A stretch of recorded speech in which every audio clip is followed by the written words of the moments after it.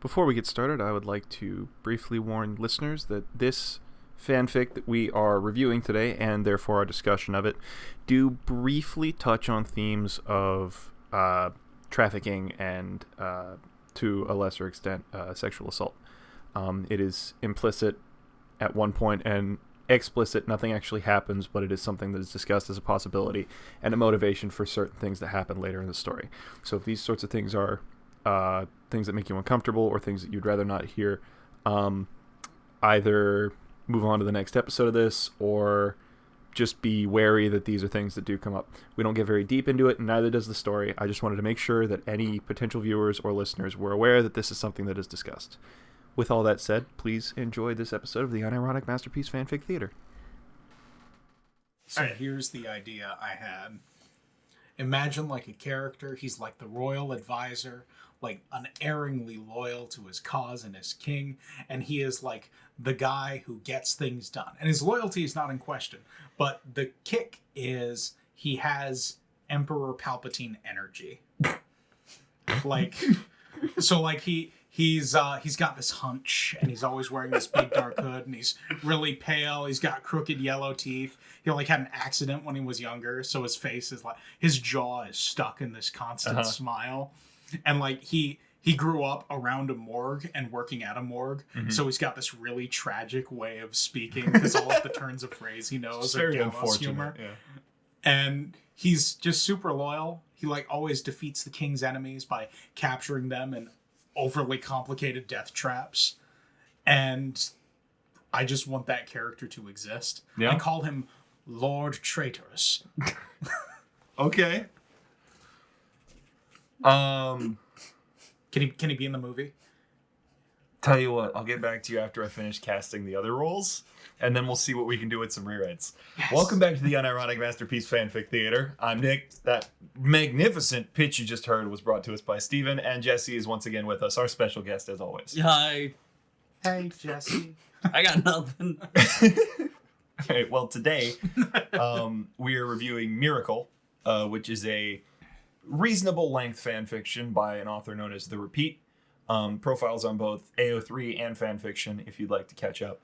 However, I will start this off by saying that this does contain a large number of spoilers for Fire Emblem Awakening on the 3DS, and if you haven't played that, that might help you understand some of what's going on. Isn't that right, Jesse? I guess so. Yeah, that makes sense. Also, full disclosure, we have reached out to the author in this case to get her permission to post. She has not replied to us, so at the moment we're going to post, but if this video disappears or if this podcast disappears, now you know why. I feel like if it's disappeared and they're not hearing this, then they wouldn't know why in the first place. But hey, that was a weird segue. Yeah, we don't have followers. Yeah. Initial impressions, first thoughts. How do you guys want to start this off today? I really like this one. Yeah. It's my favorite thing we read so far. It's also the easiest to read. Yeah. Last time I read some Ranma Sailor Moon thing, and the constant names switching was just, I didn't learn a single thing. Well, and a big part of that is because this one is more heavily focused on original content than the others. It relies a lot less on the source material as far as characterization and plot development go and previous knowledge, and it's more focused on an original sort of story and characters within that pre-established setting. And even then, the setting is presented because premise-wise, I mean, this is a character with amnesia who doesn't remember anything, so they're learning everything for the first time just as much as the reader is. See, I'm just going to predict what I think our scores are going to look like before we even get into anything like that. I think mine's going to be absolutely glowing because I know it is. I think Jesse's going to have a really good score. He's going to consider it really well. And I think Nick is going to be the one who's like, I like it, but also Europe. This will be fun. Tell us a bit about Fire Emblem Awakening, Nick. Yeah, Fire Emblem. Okay, so I played a couple of the Fire Emblem games growing up. My cousin, I bought my GameCube, my first one, off of him when I was younger. And he had, I think it was Burning Blade. No, it's Path of Radiance on that, and I never owned it, but I borrowed it from him a couple times. It's the one with Ike the Bike. Yes. And I love that game. It was awesome. And here and there I played a couple of the Game Boy ones. I forget which ones exactly. I was really young. But then when we finished high school, we were going off to college. Like 2 days before I moved into my dorm, I went to GameStop and went, well, I'm either buying Bravely Default or Fire Emblem Awakening. And flipped a coin, bought Fire Emblem, fell in love with the game, with the universe, with the story, the characters, especially the characters. And I've kind of been on that hype train ever since. Story-wise, which I'm assuming is what you were wanting me to get to. Basically. First, Jesse, did you bother to look at anything for Fire Emblem Awakening story, or did you just decide to go fly by the seat of your pants? No, just every time a name popped up, I typed in Fire Emblem on Google and then put in the name, and most of them weren't real people, so it didn't matter. Most of them were OCs, until the very end of the fic. And all they were in Smash Brothers, so I knew them. The trademark He's Fire not Emblem wrong. Cast of thousands. All but like 4 of the characters from Fire Emblem that were presented in this story are Smash characters now. Yeah, a lot of them. I think Team 4-Star did their review of the Sonic movie, and we're talking about how we're this much closer to getting a Smash Brothers movie. I saw that one, yeah. But first we need to get like 20-something Fire Emblem movies. Correct. So the basic plot of Fire Emblem Awakening is that you play this character Robin, you wake up in a field, and you have essentially the prince of the land you're in finds you and says, hey, you're my tactician, now you're going to help me kill people. Well, it's a good thing he has amnesia. It's a really good thing he has amnesia, because that lends credibility to the premise, and we'll get to that later. The important details we're looking for are the Prince Crom's older sister. Emryn. The Exalt. Is it Emryn or Emryn? I always read it as Emryn, because it's Emmrynn, I think. Well, to mitigate confusion, I think we'll just call her M. That's for most excellent. of this review. But M, she is a major character for about the first third of Fire Emblem Awakening. Probably a good way to put it. There's this kingdom they're fighting against, and they're all like, "Myrrh, violence," and M is like, "Myrrh, no violence." And it ends with her heroically throwing herself off the side of a cliff. Yeah, so to stop basically, the war. It makes more sense in context. She's put in a situation where she's a hostage, and both her brother and Robin have to make this decision to either save her and give up the Fire Emblem, which is the MacGuffin of the series. It's a thing made by a dragon to kill dragons, I think. Yes, that's essentially what it's made of, a dragon by a dragon to kill another dragon. Yeah, I hate a specific dragon. Dragons just have a lot of utility. Yes, they do. They're quite dogmatic in their utility. So that look. So basically, Emryn throws herself off this building to take the choice away from her brother, so that rather than sacrifice her or give him the chance to sacrifice her, she does it herself to end the war faster. So this fic focuses on that character, M, after she has thrown herself off of a cliff. This big battle happens. Now she's wandering around in the desert, amnesiac. And before we get into things, full disclosure, I don't know if you guys know this at all. There is a spot pass mission in Fire Emblem Awakening where this is kind of like... I'm pretty sure this is where the premise of the fic comes from anyway. Because there's a spot pass mission where one of the beats in this story happens. Basically, years later, the Radiant they Hero find mission? amnesiac M, like, in a random village, and you get to recruit M into your cast of Fire Emblem whatevers, and maybe she won't even die again. Right. Do you know, if you play on casual, then she definitely won't even die again unless you're Hal Emmerich. But that's an inside joke. But the way that this story runs is sort of off of that premise.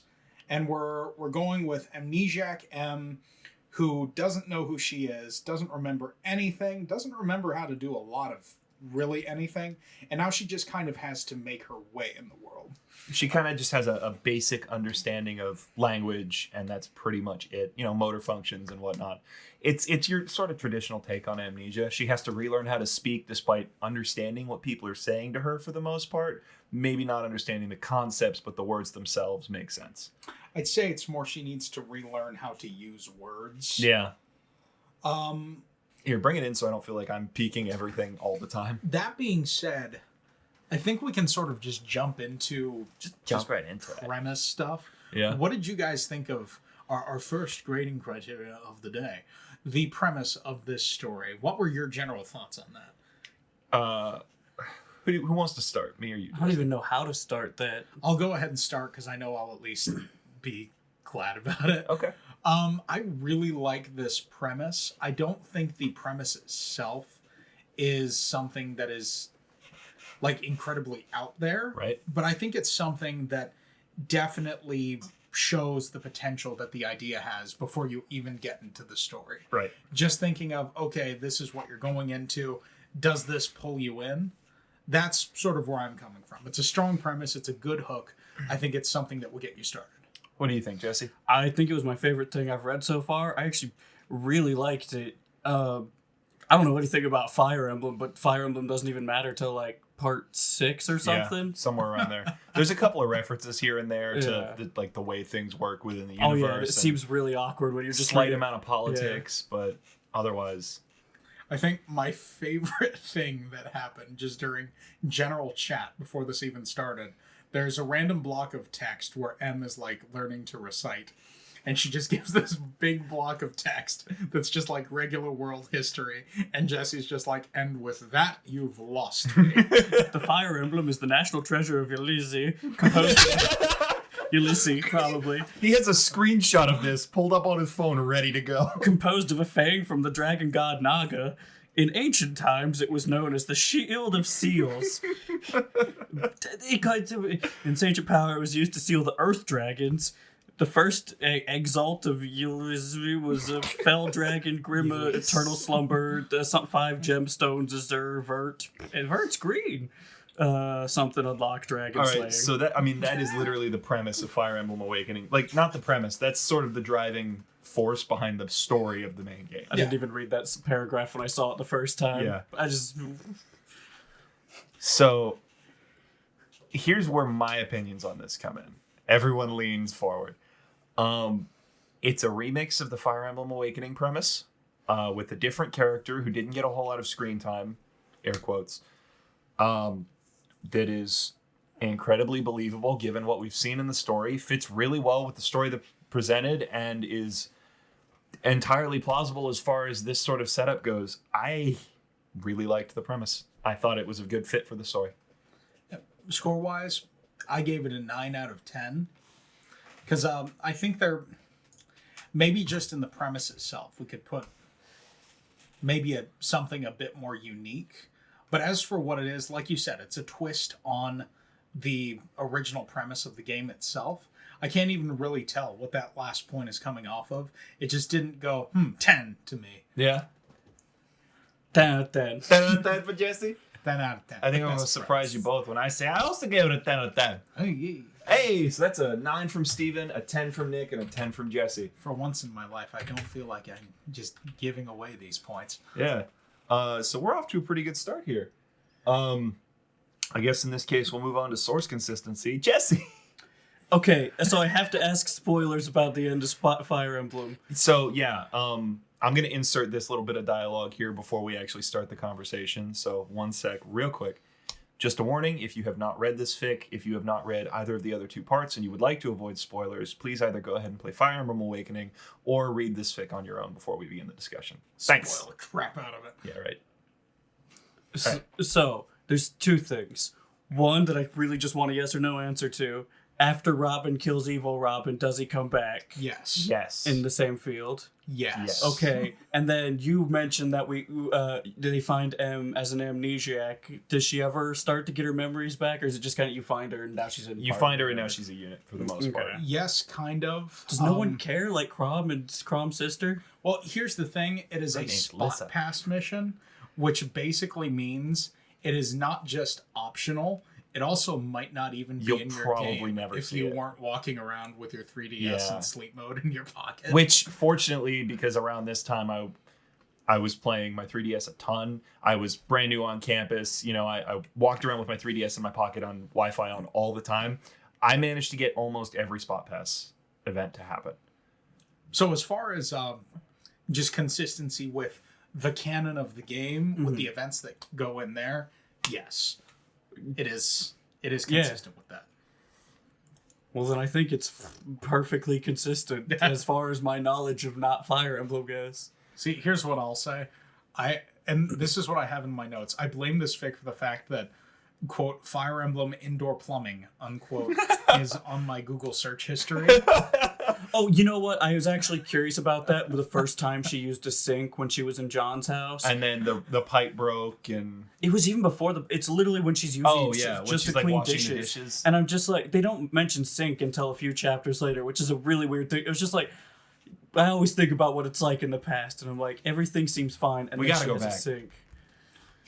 They have running water, and I don't know if that's anachronistic at all. I do know that there's multiple, if you're playing as a female Robin, there's multiple times where Robin and Crom walk in on each other in the shower. Yes. That happens a lot. Yes. Is that why they're always supposed to be embarrassed around being near each other? Yeah, because the implication being that everyone thinks they're in a relationship. And granted, at the end of the day, I kind of decided to overlook that, because this is Japanese, which means that despite this being like medieval society, the women probably all have bras and panties because Japan. Probably. So as far as source consistency goes for me, it followed the let me start that sentence over. That was a mess. It fit really well into the established universe. The author seemed to have a very good understanding of what does and doesn't work within this canon. There were a few odd dialogue choices, which could be chalked up to some of the localization in Awakening. But Lissa walking into the room with Crom and Emran in the last part and saying, I just wanted to spend some time with the fam, kind of pulled me out of it a little bit. Honestly. But, that was like super late in, and Lissa's kind of written like that anyway. That's kind of one of the things that... Because for source consistency, I wasn't just thinking like with the canon. I was also thinking with like the characters and the way that they're written in the game. Mm-hmm. And Lissa was actually one of the things that I found myself particularly impressed with, because she's there for so little time. Right. But kind of immediately recognizable even within the that author very does short a very time frame. good job capturing that particular character's voice immediately. Whenever she enters a scene, I felt like because M is her own thing largely. Yeah. So you can't really compare her with consistency. Yeah, because you get very little time with her in game. Yeah. You get no conversations one-on-one with her aside from her saying, hey, go do this. Robin felt very Robin-y. Frederick felt very Frederick-y. So having read part of Into the Outrealms, and I want to go back and start that over because it's been ages since I put it down. Full disclosure, Into the Outrealms is the sequel to this fic. Yes. Sorry. There will be more on that later. I really like the way that TheRepeat writes characters. I think they're very good at it, very good at making things feel real, feel natural, and consistent within these characters. Even if they deviate from the source, they stay consistent within a logical path of character progression. The last thing I wanted to touch on for consistency was, because this is really the first thing that we're looking at with a series that has tones and themes that are as prevalent as they are in Fire Emblem. Yes. I'm not saying Fire Emblem's a masterpiece in that respect. No, but the other things we've looked at are Mega Man and Dragon Ball and Dragon Ball and Sailor Moon. There's a lot of stuff being There's a lot less depth in some of those than there is in Fire Emblem. But Fire Emblem excuse me, I'm sorry. Fire Emblem is always very focused on thematically it's about war. Yes. And even though you're like playing usually a tactician and murdering enemies by the score. Yep. You are... Or beating children in Fire Emblem Three Houses. Oh boy. To be fair, they're child soldiers, so I guess... To be fair. To be fair. But this story, darn it. Are you okay? I am not. Okay. Jesse's patting me with affectionately. You'll be okay, buddy. Use your men's staff. But this story does a very good job touching on those themes of war, because a very good job. Fire Emblem is not typically about the domestic side of things, because usually you are a band of merry soldiers and or child soldiers, and usually yes. The bend of this story is largely around sort of that domestic side of things, because it's less about the war, it's more about the girl. Less domestic, more violence. And in this case, that was bad. It was really bad. I'm sorry. We see the effects that war has on that domestic side of things. We sort of get to see her enjoy that domestic bliss for a while, which is something I touched on later in my review. It really does focus more on the little things, whereas the story itself is the series is more focused on the big picture and sort of implies a lot of these little things, but doesn't really have the time to stop and analyze every single little one as it moves through. I think which is what the paralogs are usually for. Paralogs being side quests within the main story. Sorry. Maybe the only thing I have a bit of an issue with, I keep coming back to this, it's that Cloud, Aerith, and Bob syndrome, where you have like characters with names that you're like, I'm not sure if this is throwing me or not. Because we have Crom and Lissa and Robin. Totally thought it was Lisa. Stahl and John. Because to be fair, the darn it, the Fire Emblem is like Japan's whole like, we're gonna try Western fantasy. So all their names are like things that like Japanese speakers would think sound like Western names, and they're right for the most part. They do a really good job. It's like they nail the phonetics, but Edelgard. There's just something about, can't wait to hear that in the playback, when John shows up named John, and especially after Jeremiah. being introduced to Nina and Jeremiah and Merc, and like it is a little weird, but again, a lot of characters go by nicknames in the story. Yeah, so I'll just say it Jonathan threw me a small amount, just a very small amount. I get that. What about you, Jesse? Oh wait, we already asked you this. Yeah, I was going to source say consistency. We're still on that one. What about you? That was a long and very comprehensive discussion there. Good job, boys. You keep asking me source consistency about things I've never played or know nothing about. Fun of this. So, Steven, what would you say your final score is on source consistency out of 15? I again took 1 point off. I gave it 14 out of 15. Mm-hmm. Jesse? I mean, max points. Max perfect points? from my knowledge. Max points. I did the same thing. 14 out of 15. Max points. I'm in agreement there. 1-4, 1-4. We didn't even do the thing where we start, like, give a brief overview. We started to, and then we kind of, but this is one of those things where because the premise is so baked into it, we just skipped over Marty the Merchant, and it makes. I was going to say we can get into that now when we're getting the plot and characters. Marty the Merchant. Jesse, would you like to give us your summary of Miracle? Okay, so it starts out obviously amnesiac in desert, no talkie, very good. Meets Marty the Merchant. He gives her like some water and food.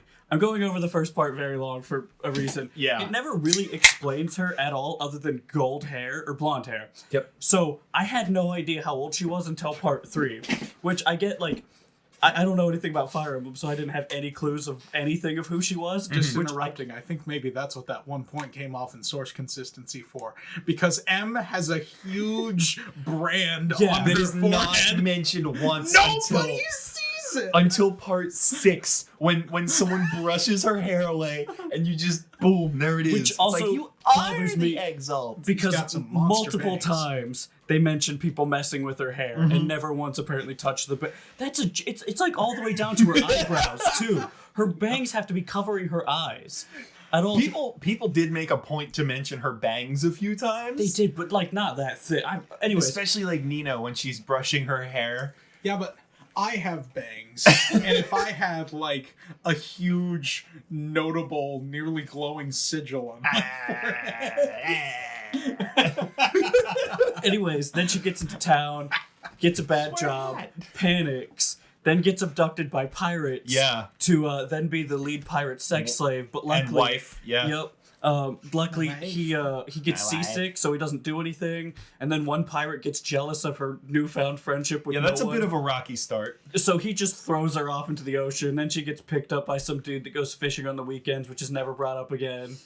And then that's John. Oh shit, you're right. Yeah. I kept waiting for him to go fishing with her because she used to stare at the sea all the time, and then that ends at some point too. But like, it's actually really good. she still can. Keeping in mind, talk. this is the end of part 2 of 7 so far that he's gotten to. I was gonna say chapter 3 just kind of starts and then it just keeps going. Yeah, part 3 is all of her with John. Which part 3 is pretty long. It is, but it's part more 3 her. is like half of the fic. But it's not. I wouldn't say that's a bad thing. It's No. a very sizable chunk, very important part of the story. Yeah, it's her learning to speak, learning to she lives with John for like a year and a half. Gets a boyfriend named Jer. John adopts her, essentially becomes her father within like 3 days. By the way, Not weird at all. No, not even a little. Names Especially her when it's Emily. realized that he gives her the name of his dead daughter. Yeah. Which daughter died in childbirth. I don't know how much it counts, but it's still a daughter. Awkward. Yeah, they still a daughter. Soldiers end up getting quartered in their home. Her boyfriend gets conscripted. Jesus.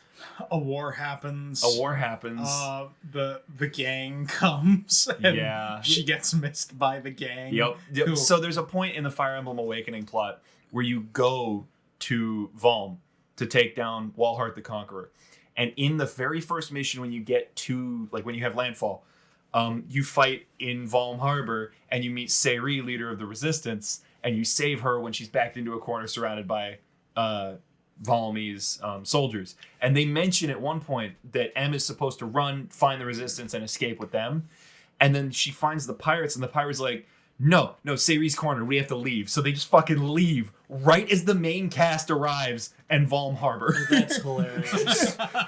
They probably missed each other because they even say, oh, that's an Elysian ship pulling into the harbor. That's literally them. The pirates ran down an alleyway while the main cast ran down the main road. That's exactly what happened because you get off the boat and you're right there in the harbor. John kills 2 lancers. The same pirates. He's a badass. The same pirates find her. A year and a half later. She gets abducted again. Some dramatic stuff happens. They're about to lynch the guy who shoved her overboard. And she says, "No, I forgive you. I forgive you." It also never explains what the pirates do. They literally just go from Valm to another place and then back all the pirates. time. Yarhar. Yeah, the pirates. They just go back and pirate forth. is all right with me. Yeah, the main pirate is sick. They spent a year on the Grand Line, Jesse. Also, Amir Nemely is really good at magic. Yeah, so she discovers when a mast falls on her adopted father, because he's a shipbuilder, that she can use staves, which in the universe are used to cast healing spells. But actually, before that, she walks into a shop before she knows what a shop is. Tome and just casts a and just oh, those are magic fire tomes. And she's like, neato, I don't know what that means. It's like, you probably can't use it. You can't even read. And then she lights the shop on fire. Luckily, the guy has a fire blanket. Because the only thing you need to be able to do in universe is be able to read and have the ability to project your brain hole. That is consistent. It is. It is consistent with the universe. When you recruit M, she is a sage, which is the class that can use both magic and staves. Which has been changed in 3 houses to 3 different classes. Well, it's because that they realized that Fire Emblem Awakening is the single most broken game in the series. Oh my god, it's so fun to break. It is so fun to break.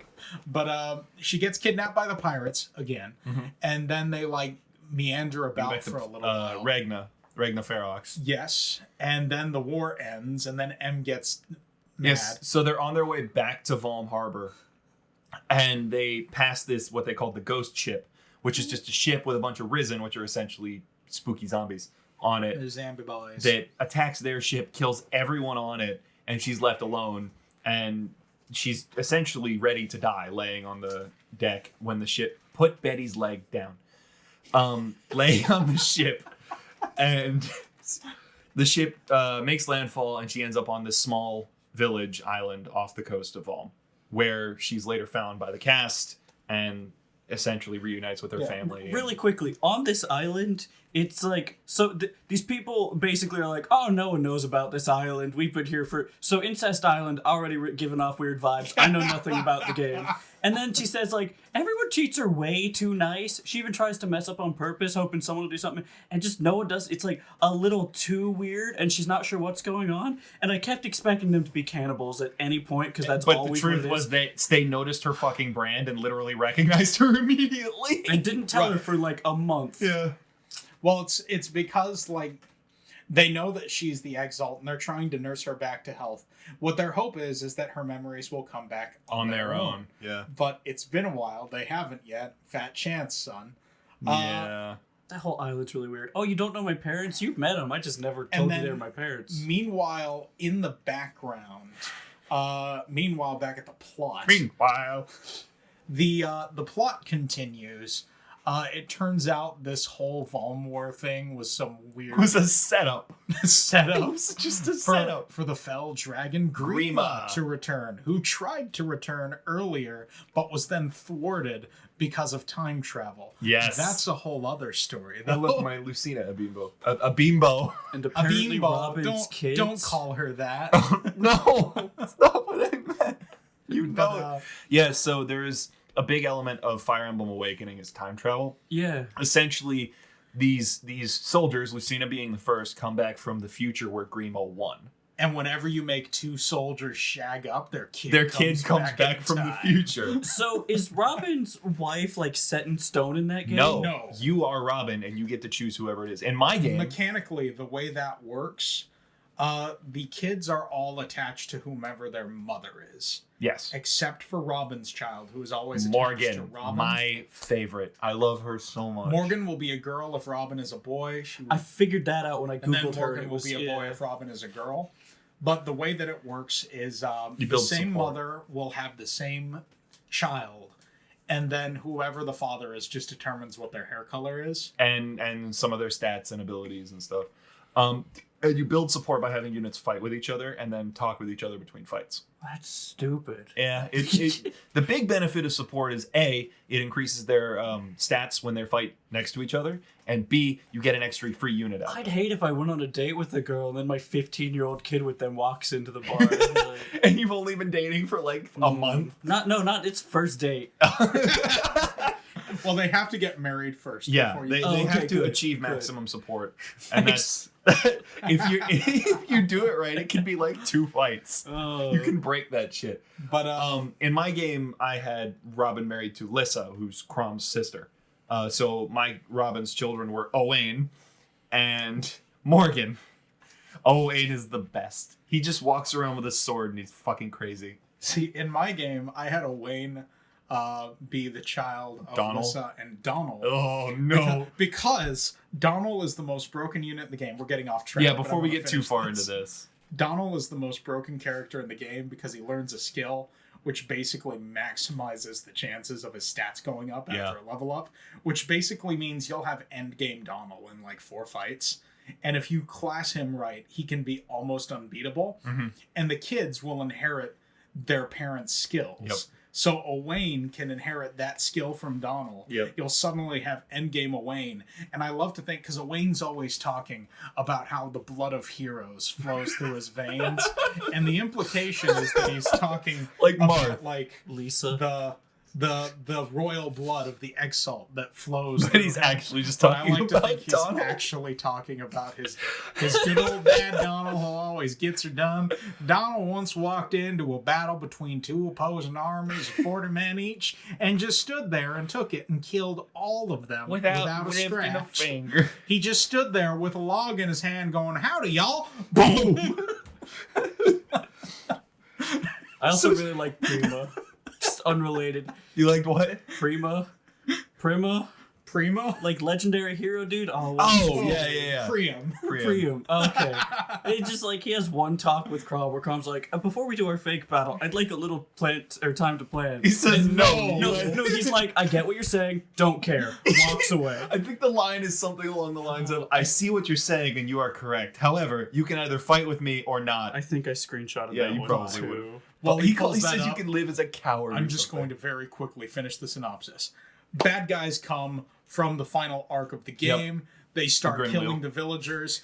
M has another crisis. She gets discovered by the main cast. They're here, finally. And then M has decided to give herself up to the Grimleal, the followers of Grima who are trying to resurrect the Fell Dragon. And then Robin and the gang come and save her. And they're like, we're here. You have a family. And she goes, "Oh, for true." And then this is the third time. They all get together. And then M develops this kind of unhealthy relationship with Robin. Yeah. And then which Robin is touched on a lot in Into the Outrealms. And Robin figures out that, oh, this is a bad. Yeah. But then Robin, makes other decisions. Because at the end of Fire Emblem Awakening, Robin has two choices.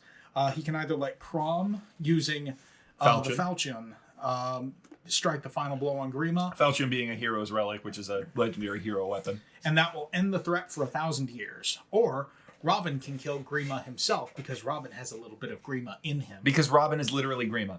But if Robin does that, Grima will be gone forever, but Robin will also be gone forever. And Robin can choose to do either one. In this case, Robin does that, and he dies.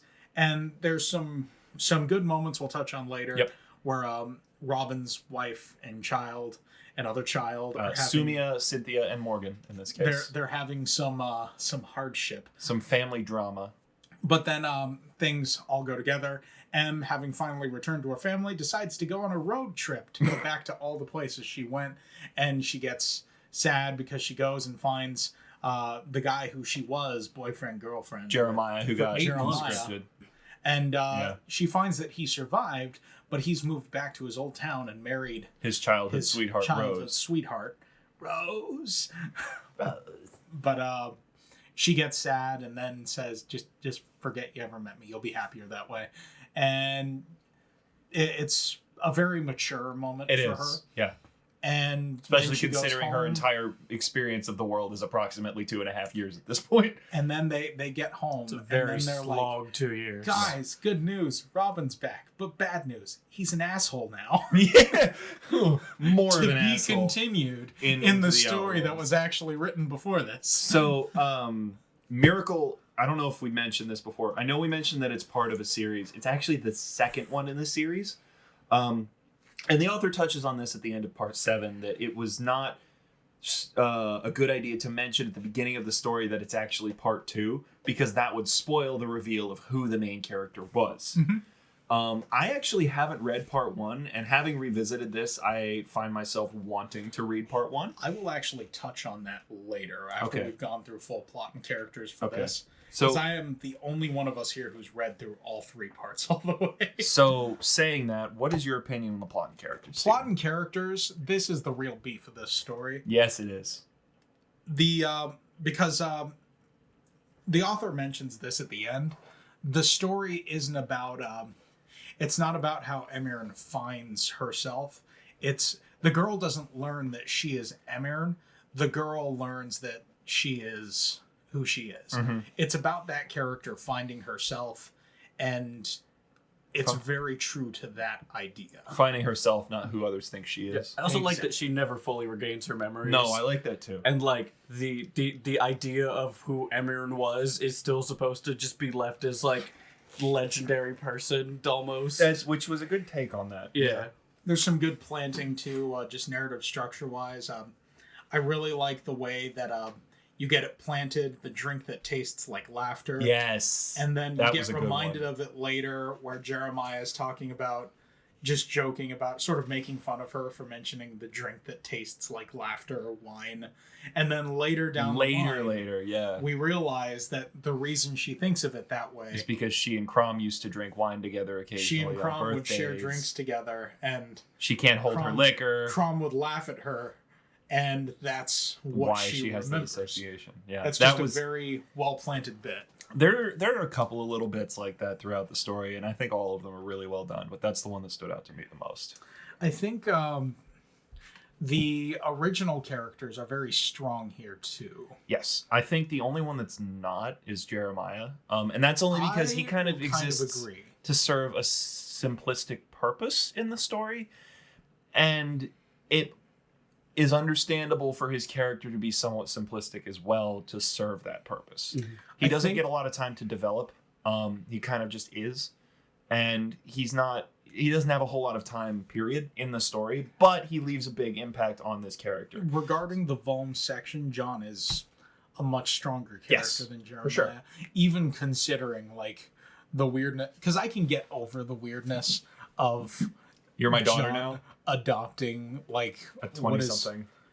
Because, yeah, she's a 20-something woman, but by all rights, she's kind of a child now. But to their credit, other characters call that out as being unusual as well. Yes. Multiple times. You don't have a daughter that old. I meant to ask this at some point. How long, roughly, did it take you guys to figure out it was a Mirren, even though a week after the story was written, she's apparently in the title? That Almost immediately. I knew immediately, but I discovered this through TV tropes. Yeah, Steven sent me this story because I was deep in the Fire Emblem stuff at the time. And he's like, hey, read this. You'll like it a lot. I'm like, okay, as I tend to. And I got about halfway through part 1, and I'm like, this timeline makes sense with right after Emran dies. Is this M? That's Emran. Okay. And even realizing that, it didn't really break the story for me, because at that point it's a journey along with her to find out when she figures out if she ever figures out who she is. Because having that perspective puts a new twist on, or not new twist, gives you a new perspective on a lot of the things she's going through. Speaks to the strength of the narrative itself, that not knowing that twist or knowing that twist doesn't particularly affect what that is. Honestly, sorry, I was gonna say the first 4 chapters almost have nothing to do with Fire Emblem at all, and it's just a great story. Yeah, it is. Yeah, I think because this is something I left a review on this story a long time ago, and I remember the one thing I brought up. I really like the character. Would you like to mention your fanfiction ID so that the author can revisit your story if she happens to hear this story? My review? Yeah. I am listed as the Stin. Right now, my ID is a little robot in a suit from Nier Automata. There you go. But just for reference, if anyone listening wants to. The review I had left on there, what I mentioned in particular was I love the character of M, because she has flaws. She is quite flawed.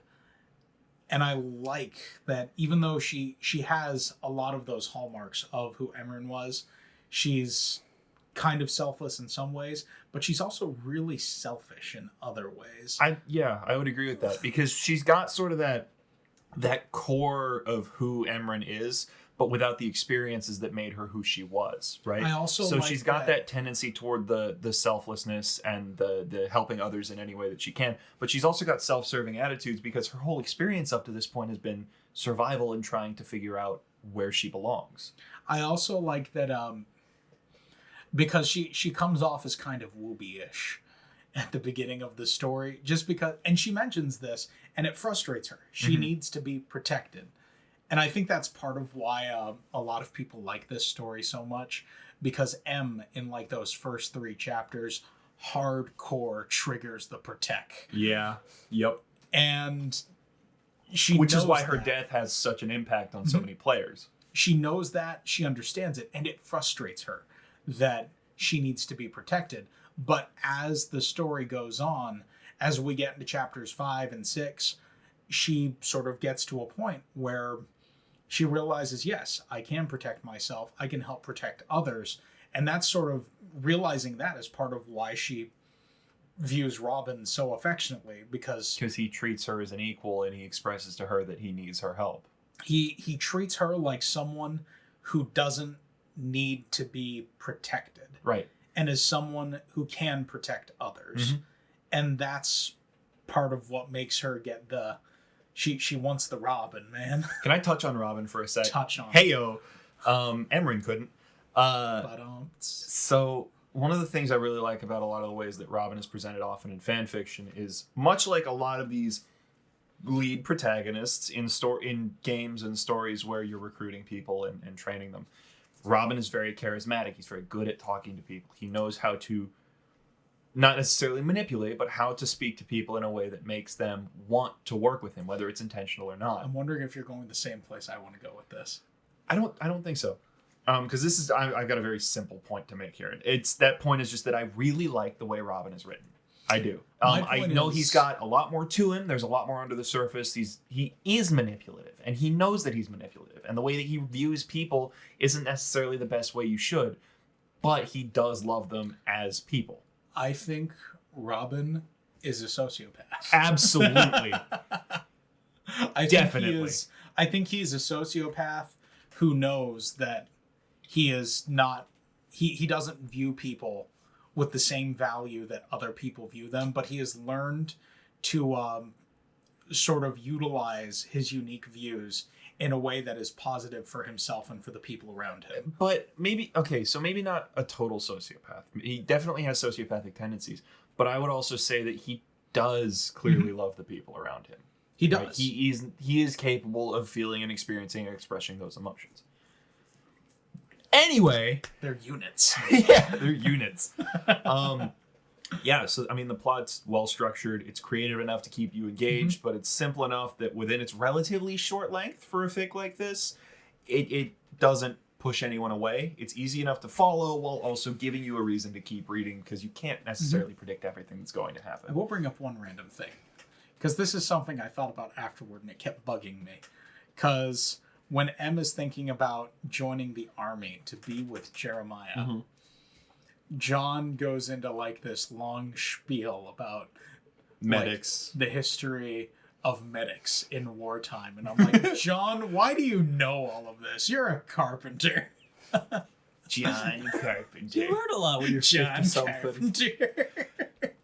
I kind of got the idea from John that he might have been in the army at some point. See, excuse just the me, way dark. he acts and talks and what he seems to know about things like that. And took out two trained He took out lancers two with trained one lancemen knife with a carving knife. in a alleyway. He was a badass, in M's own words. No, I think that I don't have any problems with the plot as a whole, honestly. There's some little nitpicky details here and there, but I really enjoyed it. I thought it was very well structured. Here lies John, critic of curse words. And it fits very well within the universe. This plot is completely believable and works for me. Pulling up my other notes. The To characters, make sure I haven't missed anything. like we talked about already, a lot of the original characters are all pretty much spot on. I mean, they just work. Again, you know, you have like Jeremiah, who, like I said before, is a bit simplistic, and I tend to touch on the same things 4 or 5 times in the same conversation. Overall, a couple of small details that I kind of pushed me away a little bit, but I really, really, really enjoyed the plot and characters in this story. Another thing I'm going to bring up, because this is me going like way out of my depth. Stop me if you think you should. I will. I have never been one to struggle with depression or suicidal thoughts. I'm pretty mentally healthy, and I'm thankful for that. But M deals with a lot of stuff in this fic. Yes.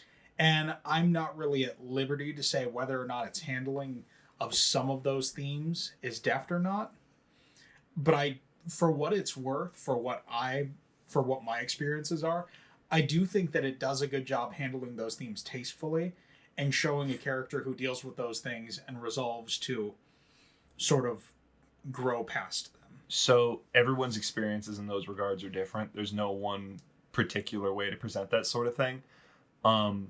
In my opinion, I do believe it was handled very well. I think it was presented very well, and not in a disrespectful or disingenuous way. I think it was healthy is the word I wanted to use. It felt natural and it made sense. And there are certain points in the story where she lashes out at people in a way that feels like, yeah, you're frustrated, you don't know what to say, you feel like you're being accused, people are being aggressive in the way that they're talking to you, you're going to respond. So yeah, I think it was very respectfully and very well handled. Now that we've got that out of the way, yes. Segueing into something slightly less volatile, grief. This is something we touched on a little bit before, but I want to bring it up because I think it's also something that, because this fic has so many good moments, and I know we're going to miss something, but I just want to highlight as many as I can. Robin's sacrifice and the effects it has on his family and the way that M interacts with that are very well executed, in my opinion. I do think that, again, the Robin M thing is weird, but I kind of like the idea of Robin unintentionally stringing M along, not realizing that, because she's in a very vulnerable She spot. also doesn't have any way to contextualize what she's feeling for him versus what she felt for, like, Jeremiah or her other friends on the ship. But Robin confides in her and swears her to secrecy on his thoughts of self-sacrifice, sacrificing himself to preserve the peace from Grima for all time. And she basically tells him, no, you can't do that. We like you too much. Then he says something really shady back to her. Yeah. That's something that Which I'm almost hoping... seems like Robin was lashing out It at her. hasn't been addressed in Into the Outrealms as of yet. Right. Because that, as we should say, is ongoing. That story's been ongoing for the better part of a year and a half, 2 years almost. I'm very interested in that one sideways line from Robin. I am too. Where he says these secrets will go to the grave with me, and I mean that this time. Right. Yeah. That, TheRepeat, if you're listening, that was a good one. We're still excited about that. Very, very good hook on that. Yes. Again, if you're done with these things, I know Into the Outrealms hasn't updated in a while, but if you're done with that... Which is understandable. You get tired of writing things or you don't have time. I'm super happy for everything that's already been put down. It's all fantastic content. But moving past that to Sumia and Cynthia. Yes. And to a slightly lesser extent, the douche nozzle that is Morgan. Okay, Jesse, let's get your opinion on these interactions. What do you think of the whole dynamic between Robin and M, and then the following conversations after Robin's sacrifice? So the Robin and M thing almost seemed like Robin was saying those mean things to be like, if I make people, or the people that know what's going to happen hate me, they'll feel less bad when I die, sort of deal. Yep, there's definitely some of that there. But it was when Cynthia was talking to her mom after Robin died, and then the mom says something like, you're not even my real daughter, something like that. Just, I don't remember what it was, but it was like really mean. Yeah. And my only thought was, I still, like, being new to this whole thing, it's like, that's still her, like, 15-year-old time travel daughter, and Sumi is only, like, what, 20? Yeah. Like, I feel like their connection is more like, I don't know, it's weird. And then she wants, Cynthia wants to go find Morgan to run away, and then they don't. I don't know. I don't know how to feel. It's so weird. That's something a lot of fics like to touch on, just sort of the alienation that the future children face. Because the world they grew up in is gone. It's gone. It was gone when they grew up in it. Yeah. And they're not really at home in this world either. But the implication here is Cynthia gave Robin a pep talk before the final fight, which ultimately seems to be the thing that inspired Robin to actually make the sacrifice. And Cynthia admits this to Sumia, her mother from the past. Her mother from another mother. Sumia does not take that well. Yeah. Part of it, again, is because Sumia has just learned that she is pregnant with twins, Cynthia and Morgan. Cynthia, yeah. And their twins will not have a father. And that, from her perspective, in that exact moment when she's angry, seems to be the fault of the future Cynthia. Because, which, while incorrect, is an opinion that I could absolutely see forming in those circumstances. I can see it, and it makes me go, Crom, you need to hire a counselor. He did. His name was Robin, and then he killed himself. Yeah, but Robin was like casual counselor. Hey, guys. Hello, fellow youths. Robin was like the youth pastor of the army.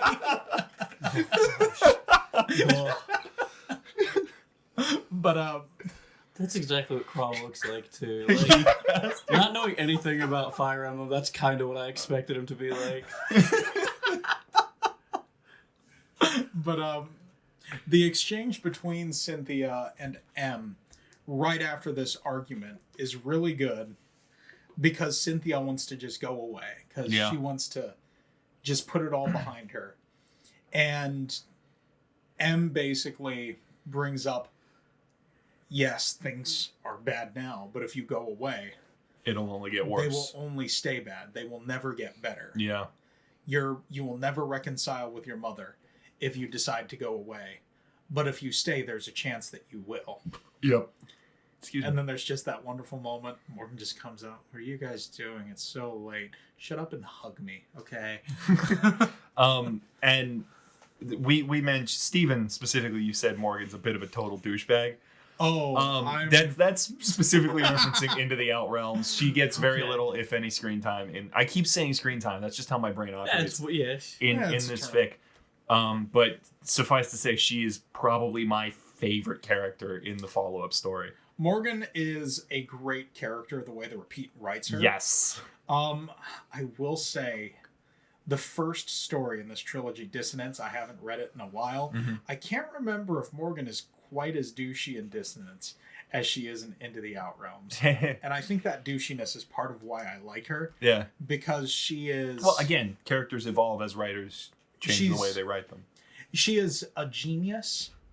She has inherited a lot of her father's brains, but she's also careless. And I feel like Morgan is like Robin if Robin did not sort of have the same consciousness of people that he does. Yeah. And Morgan in Into the Outrealms is sort of growing into that, yeah. which I like. That being said, that's not relevant to our current view on this story. Moving back, those were all the things that I wanted to mention. So, I mean, yeah, I think we kind of are in agreement on a lot of this. So, what about final scores on plot and characters, Steven? I give it a Frederick crushing on his liege out of 10. Yeah, that's out of 40. So multiply it by 4. My final score for plot and characters came down to 37 out of 40. All right, Jesse. I want to give it a 40 just because the simple like character like Jeremiah. It was nice to have like a generic like lived in a farm, now is in another small town, sort of just a simple dude in a simple town. Yeah, I liked it. Okay, 40 out of 40 for Jesse. Okay, real quick, Valm could have won the war if they just put Jeremiah on the front line. They could have. He's a villager. He would have had aptitude. Did Walhart or Wald or whatever join the band? Yes. Yeah, she mentions it like once of like, oh, by the way, he's here in our band of like 30 people. Yeah, so you can recruit pretty much any of the villains in that game. They made him up to be a villain. And he's a horrible, evil person. Yeah, and then she's just like, oh, he's here now. And they mentioned they only have like 30 people, which means she's in a camp of like 28 people, the main bad guy that she thinks killed her boyfriend and father, and then her. And it's just like, I'm not going to talk to it. And that's it. Canon that Robin spite recruited Walhart. You're going to be on the front lines today and tomorrow. Because Crom recruited Gangrel. I agree with that. That was weird to me too. You can just recruit the bad guys. You can. If you have the right people talk to them like 2 or 3 times in a fight, you can recruit them. As for me, I gave it a 35 out of 40. I feel like I don't really need to explain that because we pretty much touched on everything at this point. See, there's those 2 points. There's those 2 points. All right, writing quality. This should be a pretty simple one out of 25. I thought it was fantastically well written, beginning to end. Flowed really well, and one of the things I liked was the flow of the story was often dictated by the mental state of the character whose perspective we were seeing it from.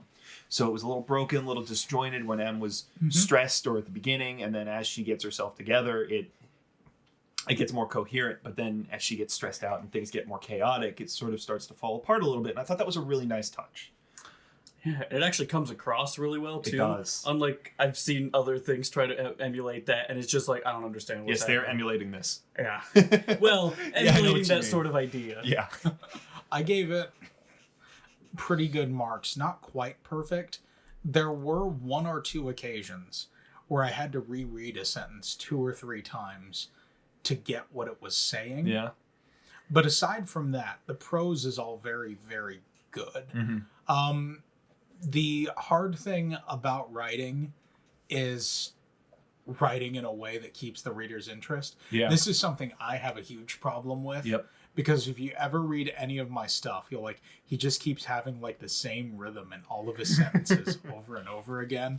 And then you'll click away. Yeah. But the author here does a really great job just varying structure, making sure that basically things are moving around enough to keep the reader's attention on the words on the page.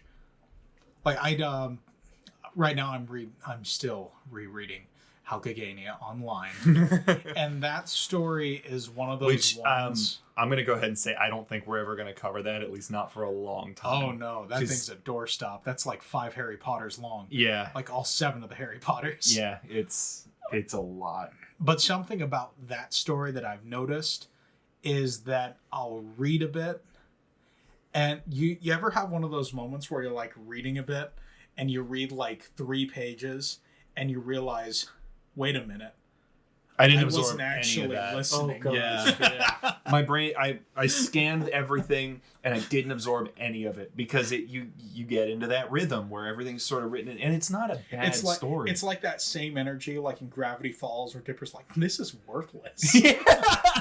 I almost... That's mean. There's another thing that makes me do that is like when I'm like... The Ranma Sailor Moon thing, I'd keep reading things that made no sense to me, and so I just like casually skip to the next sentence or something. And then that also didn't make sense. And then I would just like start skipping paragraphs without realizing it, and I was just like, I don't know what I'm doing anymore. Me reading textbooks. That Ranma Sailor Moon, I had to reread so many paragraphs. It was miserable. I think that's for one, when you're reading in a really dense fandom, and also for two, I think the big thing that comes down to for me is action set pieces. Oh yeah, I hate it when people try to write fights.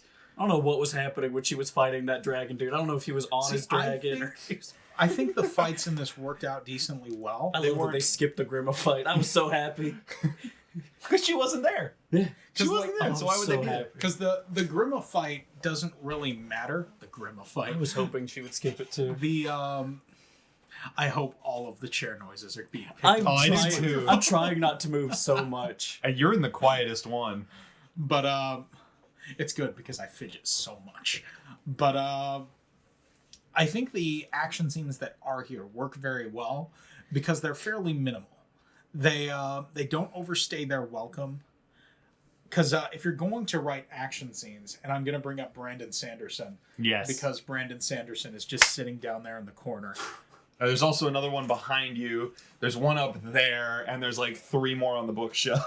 Brandon Sanderson is one of mine and Nick's favorite fantasy authors. Yes. And his action scenes work very well. Yep. Because they all take place in a system which Sanderson has made himself. Yep. And I'm sort of the mind that if you're going to write action set pieces, write them. Yep. Not necessarily make them happen in real life, but if you're going to write an action scene, there needs to be a logic that the reader can follow along with it. I was just thinking if I were to write that, because I'm bad at it, I'm like, all right, they're in a room that is 45 feet by 32 feet with 3 pillars located here. Like, every single time... also men. Every time I read a fan fiction and there's a fight, I keep trying to picture what's happening, and I'm like, that doesn't make sense with my... Now I have to redo everything. Where's this dragon at? Is he flying? Did she shoot upwards? Did he fall? I don't understand. I think... there's a fine balance when writing action scenes between detail and flow. This case, I think the flow is really well. I think there's enough detail to have an idea of what is going on. And I may also be cheating, because I know you're kind of the same way as me in this regard, Nick. Yeah. But we're really good at filling in the blanks. Yeah. And we're bad at realizing when we do it. Yeah. Jesse, on the other hand, you're a details guy. It's because I like fighting, and it's like they talked about sweet wyvern riders, and then there's something like they talked about her climbing a mountain, and it's not like really climbing a mountain where it's basically just walking up a slow steep. It sounded like she was literally climbing up a mountain hand over hand, and then a wyvern rider comes in and like blasts her off, and then she falls into a nice flat plain where everything. And then I think the wyvern rider like leaves his wyvern and walks towards her, and then he gets back on the wyvern at some point. And I don't know how any of that happens, and I keep rereading, and I'm still not sure what was going on. See, every time you say wyvern, I think waifu, and I'm like, were the wyverns dateable? Oh no. No, Frederick in a few years will be the waifu. Frederick is the wyvern waifu. Can you put Frederick on a wyvern? Can you make him probably a flyer? Too solid. He's too thick. That is this dude. Frederick is dumb. Frederick, my favorite thing about this, which is almost more, well, not my favorite thing about this, is like every time I had to Google a Fire Emblem character, you could Google them, look at a picture of them, and be like, I know exactly what vibe this dude gives off. Like Frederick is They're really good at character design. Yeah, oh my gosh. There's Callum. Dude, you want to see the peak of, oh, I know what that character's about. Dude, Frederick was Tharja. Stall. Yes. The dude I keep calling Prima because I forgot his name. Oh. Not that one. Okay, for the record, I accidentally pulled up one of the PVC figurines of Tharja. I was going to say the first thing he pulled up was NSFW. It's safe for work if you work in a place where that's safe. We'll call it almost NSFW. There you go. No, the character design in Fire Emblem, Fire Emblem is really good. To the point where it's thick. Yeah, dummy thick. to the point where you basically have to look at, like Jesse said, you look at a character, you know what they're about. Like Frederick super gave off that vibe of like being a guardian that just kind of sits there quietly and almost has no emotion. But he has feet. Yeah. This all has to do with writing quality. Yeah. Oh, it does, actually. Really does. I mean, in a different sense. The author presented all of this information to us in a way that we could understand it from a very visual medium without any visuals. Don't know these characters, so I see Frederick and I'm like, that's the vibe he gives off. What is he really like? And that's how he's like. Yeah, super. I think there's very few times where I've read a fanfic and went, yeah, action scenes. Because I will admit 9 out of 10 times when I am reading a fanfic, if an action scene comes up, I will probably, my eyes will glaze over, and because I read fan fiction on my phone, and my thumb just starts scrolling. You read one sentence per paragraph. That's what I did in the Ron with Sailor Moon thing. I don't know what was it. Dead scream, zombies. Yeah, that beast again. ladies. Anything that's like martial arts focused or uses like crazy amounts of magic shit, it gets really dense really fast, especially if it's a fast paced series. I think that's because we'll come back to it again. We keep coming back. The Dark Lords trilogy, hell yeah, Playmade, is really good at like writing action scenes because like he breaks them up. He breaks them up. It's sort of one of those like when those action set pieces are happening, there's multiple pieces moving around. Yeah, and he jumps between the different pieces with different perspectives and doesn't try and fit too much all at once. It's also kind of like the JoJo technique of how do we make sure that each of our characters has an action trademark. Everybody, all of the villains at least, have their super power. Back to the Fire Emblem fan fiction. Writing quality scores. What do you think? My writing quality score came out to 24 out of 25. Jesse? So, I'm a really slow reader, and I thought I was going to read this really, really slowly, like 4 or 5 days or something, because 90k words a lot for me. I read it in like 2 days solid. I will say there was a few things, so I'll also say 24 out of 25. Yeah, I gave it a 25 out of 25 because it flowed really well for me and I didn't have any issues reading it. I just really want to know if he was on the Wyvern or not. I don't know. Wyvern. 24, 25, 25. And if you hear typing in the background, it's because I'm keeping note of our scores to edit in the spreadsheet later. And if you hear another kind of ticking, it's because he's playing with Betty's leg. Nick has a skeleton in his room, and the leg is just here, and it's Her just hand is like, around here somewhere. It is guitar sized, and the toe bones are like great for strumming.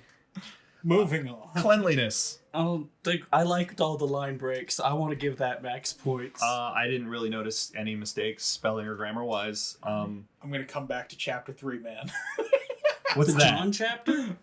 I think my one minor gripe. Minor. Because I get the reason why it's broken up the way it is. It's kind of like before we started recording, we were talking about anime arcs and sagas. It's because of how long it is? Every chapter is sort of written like It's a difference. It is a chapter of her life, for lack of a better term. Yep. It's sort of it is an act in the story, and those acts may have like their own sort of individual sub-acts within them. Mm-hmm. My one minor gripe, even understanding that, I still feel like chapter 3 is a monster. All right, so I will counter that with it was supposed to be one chapter, and the author broke it up for your benefit. And I will say, great, do it more. Well, really quickly, chapter 1 is 2k words, chapter 3 is 5k, 1 is 2k, 2 is 5k, chapters 3 is about 15k words, and the only other one that gets near that is one right near the end is about the same amount. Yeah, 6. Mm-hmm. Yeah. Because I think it's weird, because I notice it mostly in chapter 3. It is much slower. Yeah, because there's a lot more happening. There's a lot more going on in chapter 6 in a shorter period of time. I wish she got her diary earlier. Yeah, because I do like the random breaks of just like... Those random breaks are good. I think my favorite... What's your favorite word in this fic? Mine is adventure. Oh yeah, I meant to mention, I love that every now and then she's like... She gets kidnapped by pirates, and one of her first thoughts is, adventure. And I'm like, you're a sex slave now. See, that is what it is. I just think of Peanut Butter Gamer. And I think, adventure. Yeah. Also, it wasn't until chapter 3 they mentioned roughly what age she was, so I genuinely wasn't sure if it was like a 5-year-old girl or someone in like 15, 20, I don't know, anime girl, I just assumed 15 years she's old. She's 27. Yeah, she is. She was 25 when the fic started, she's 27 when it ends. Mm-hmm. This maybe goes back a bit to writing quality, but on the whole adventure thing, I do love the sheer reverence you can sort of feel in that. Another thing I mentioned in my old review, I love the reverence you can feel reverberating off of the word in italics, adventure.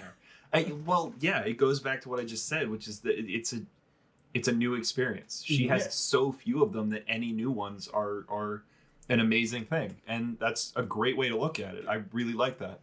Yeah, one of them is when she's bored cleaning the house for the 9th time, she literally just decides, I'm gonna go outside. Adventure. You know, last time I got kidnapped by pirates. Adventure. Why don't you ever go outside anymore? Well, the last 2 times. No, she doesn't even care about it. She doesn't. All right. Cleanliness scores. I gave it a 9. Gave it a 9? 10 max, right? Yeah.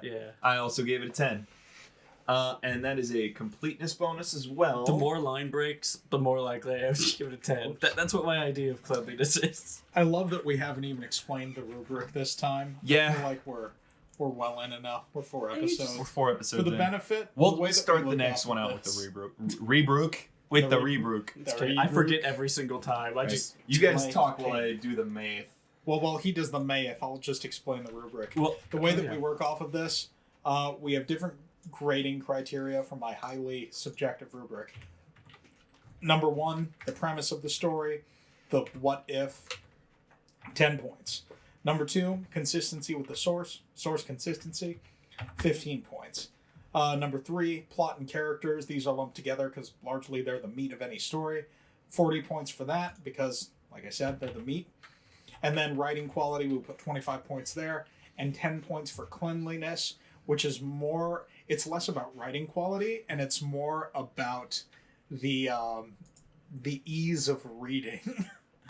And that's got 10 points on it. Lastly, for any work that exceeds 50,000 words and shows recent signs of not being dead or is completed, we assign a completeness bonus of 5 points. Nick, read our final scores. All right, before I do that, Jesse, was there one that you didn't give it a... It was writing quality. It was writing quality? That's what I thought. So it was a 25. Writing quality. Rules of nature! You know, after doing this, I feel like I gave that Ron to Sailor Moon one way too high of a score, whatever it was. I don't know what I gave it, but I just Why are we so mean to them? No, it's just been me this whole time, because they're both the longest ones I've read so far, and I was like, I saw this one at 90k words, I'm like, oh, that's gonna suck. It was so easy. Okay, in the future, I'm gonna come back. I'll pick another Oz story, Nick, and it'll be one that I know will get good marks. Okay. All right, so the total score for Miracle by TheRepeat from Steven is a 98 out of 100. For myself, it's a 99 out of 100. And for Jesse, a 104, our first score above the maximum. Party popper with a question mark. I love that I have the lowest score and it's a 98. Jokes aside, this was a really good story. It was really well written. I highly recommend it to, even if you're not a Fire Emblem fan or you have no experience in the universe like Jesse. I'm probably I going would to read say if you're one of the 5 trilogy. people who for some reason listen to this without having played the game or read the story, by all means, read the freaking story. Please do. It's fantastic. Yeah. Great. Oh, no. I did pull this one out because I randomly said, hey, we should do another episode. And I felt like doing something really good. Yeah. And I pulled this out. Which, again, isn't to say that the stuff we've done so far isn't good. That's kind of the idea of this podcast, is the stuff that we really enjoy. Yeah. Most of us. I did like it. I just didn't understand any of it. It kept giving me names of people I don't... Man, Steven Fire Emblem names are much easier to understand than, like, Sailor Moon names. Especially when you keep calling them Sailor Universe and then whatever their other names. Sailor Universe. That's not a thing. That's a theme park. It's like we read different stories. That might explain it. Well, thank you for joining us on this, our 4th, I believe, episode of the Unironic Masterpiece Fanfic I do think we've got podcast. some additional end discussion here now that we've finished talking about this story in specific. And before we get to that, I just want to remind anyone listening that links to the accounts and story links will be in the video description to both Archive of Our Own and fanfiction.net. Now, I looked on this user's AO3 account, and they have a couple of different stories on there that are not on fanfiction, I believe, and not all of their stories are on AO3. So I would recommend very highly checking out both of their profiles. If you're on mobile, I still recommend the Fanfiction mobile app. I know not everybody loves it, but it's good for saving things offline. I don't really care for the interface, but it is good for saving things offline. I agree with that completely. I just really like the reading experience. Yeah. So, regarding the other fics in this trilogy, yes, I feel like in order of authority, we're going to go from me to you to them. To them. My knowledge is I looked them up just to see how many words they were. Dissonance is 34k words. Into the Outer Realms is 191k. And it's still going. Yeah, that's what made... Because she wrote this in 5 months, the one we're talking about. And it's like, you guys told me she was still ongoing with the other one. I'm like, how long is that? The way that I view these fics, and the author here is actually pretty good about replying to reviews when they're posted on her stories, which is why I even know this. I posted a review, she replied to it. Mm-hmm. But the way I view these fics, and I think she agrees, again, we think. We think. She. Darn it. We're very sorry. We are the Wyvern Rider. Jesse, will you be my Wyvern? Yes. It's okay, I'm a minister. I can perform this ceremony. I now pronounce you man and wyvern. Wait a second. Right. Get to writing. But the strongest of this series is by far Miracle. Yeah. Not just because it's really good, but because it stands up on its own. Yes, you can come in, read this story completely on its own with no knowledge of anything else that's going on, and enjoy it. Even when the cast of thousands shows up. Yeah. But Miracle is definitely the strongest. The next strongest is Into the Outrealms, and I think that's largely by virtue of Dissonance, the first in this trilogy, was written first. It's not chronologically first. It comes after Miracle, before Outrealms, but it is written first, and it shows. The author gets more experienced as they write. Absolutely. Also, Dissonance has some things that, like, I'm going to be perfectly honest, I have a hard time enjoying Dissonance. Like, it's one of those things where obviously the author is younger, but also it's got like this weird love triangle thing between Robin and Sumia, who's trying to get Robin to, be a family with him again. And Robin's like, no, I think I'm going to romance Nah. Oh. No, I haven't read it, and now you've made me. Okay, to be fair, the lollies, so many lollies. All the dragons are lollies. And spoiler alert for a fic from years ago. Okay, I hate that so much. The twist at the end, it isn't Robin. I know. It is Grima. Yeah, if you go straight from this to Into the Outrealms, it immediately spoils the end of Dissonance. Yes, and for some people, I'd almost recommend that. That being said, if you really want to get the arcs for all of the characters, I recommend... She's like 1,500 years old. Reading Dissonance. Because Dissonance starts a lot of the character arcs that continue into the Outrealms. Because Nan in particular gets basically emotionally abused, and that carries hard into the Outrealms. into the Outrealms, yeah. But there's some important things that happen there that you couldn't pick up if you just decided to start with Into the Outrealms. Oh, can I leave a quick note for editing Nick in the future if I get this far without having done it already? Nick, add a note to the beginning of this podcast letting viewers know, or listeners, that there is some sensitive topics discussed within it, that, themes of sexual abuse, themes of emotional abuse that may, or implied sexual abuse that may not be suitable for certain people. I just want to make sure that I put that in there. Good job. Anyway, continue. Nick. But there's a lot of baggage that the characters carry into the Outrealms from Dissonance, and just laughing at the title. Morgan in particular is a big player in Into the Outrealms, which how about just ITO is a great thing too, Junji. because Morgan becomes like the tactician. She is the player character. My unit, my Morgan. Morgan is kind of neglectful of her friend, which leads into some of that, and she's trying to be a better friend in that story, and failing in some regards. Yeah, spectacularly. Basically, I highly recommend Miracle if you like reading. Like, even if you don't like Fire Emblem, even if you don't like or don't video know games, anything about it. I just think Miracle's a really good piece of just enjoyable literature. You might think it's a little bit pulpy. It might be. But it's also just really solid, enjoyable, impactful. I wept. I cried. It moved me, Nicholas. It's not an excessively long story. It is very digestible. It's long enough to be detailed and deep and intricate to a certain extent, but it's short enough that, I mean, I read it all last night. Granted, I've read it a couple times before, but I sat down at 10 o'clock. I finished it around midnight. This is another one where this is probably not the last time I'll read it. No, definitely. I will be revisiting this. Into the Outrealms, I recommend if you like Fire Emblem. Yes.